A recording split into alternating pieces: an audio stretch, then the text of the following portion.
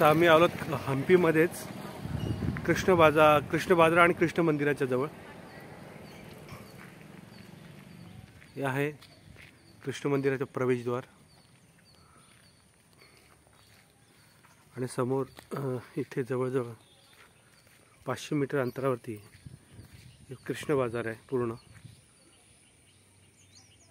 हे मंदिराच्या समोर बाजार आहे आणि समोरचा आजूबाजूचा परिसर.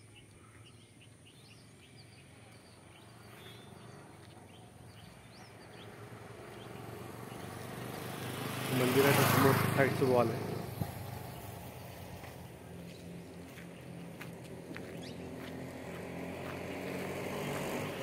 मंदिरात प्रवेश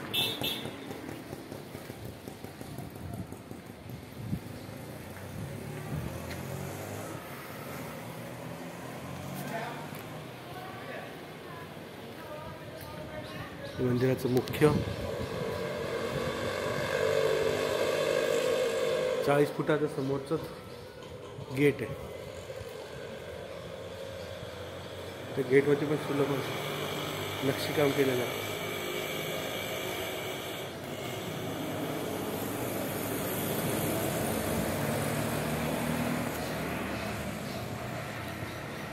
सुरुवातीला इथे जे द्वारपाल असतात त्यांच्यासाठी हे केलेले केबिन.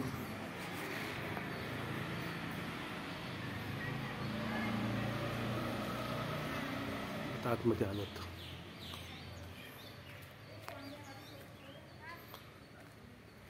बाजूला छोटी मंदिर आहेत.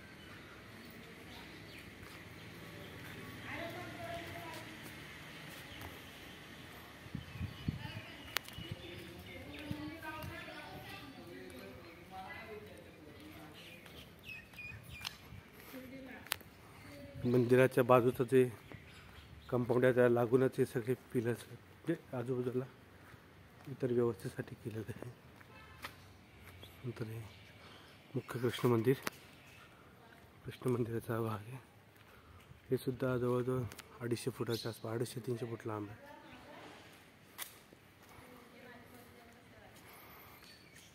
हे मंदिराचं नक्षीकाम.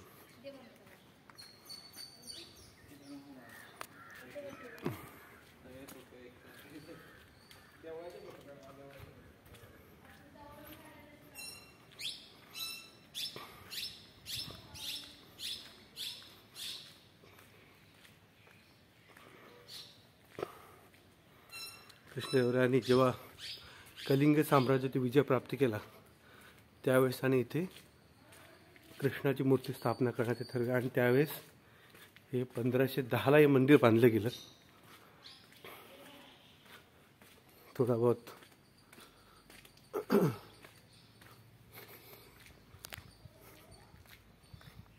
बरीचशी 400-500 वर्षांमध्ये मंदिराची बरीचशी पडझड झाली.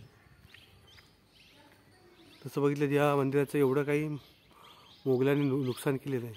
याचा जो कळस आहे थोडा विटांनी बांधलेला आहे वरचा भाग. कृष्णदेवरायाचा जो जावई होता रामराया त्याच्या काळामध्ये युद्ध घडलं गेलं. रायचूर या ठिकाणी 5 शहाण्यांनी मिळून त्याचं आक्रमण केलं आणि संपूर्ण परिसर युद्धाच्या नंतर हा उद्ध्वस्त केला.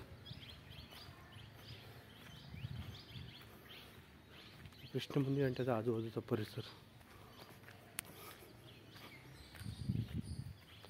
अतिशय सुंदर असं बांधकाम आहे. इथं म्हटलं तर भारतात एवढं काय तुम्हाला शोधायचं फक्त. इथं देशात जाण्याची गरज नाही. आपलं वैभव अतिशय प्राचीन आणि ग्रेट आहे. फक्त तुम्हाला ते बघायचं आहे, त्याचा अनुभव घ्यायचा आहे. हे पिलर्स 3D पिलर्स आहेत.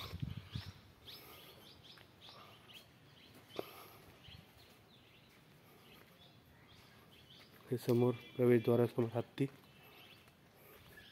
हत्तीच्या सोंडी त्यांनी तोडलेल्या आहेत. काही पिलर्सला पण नुकसान करण्याचा प्रयत्न केला आहे.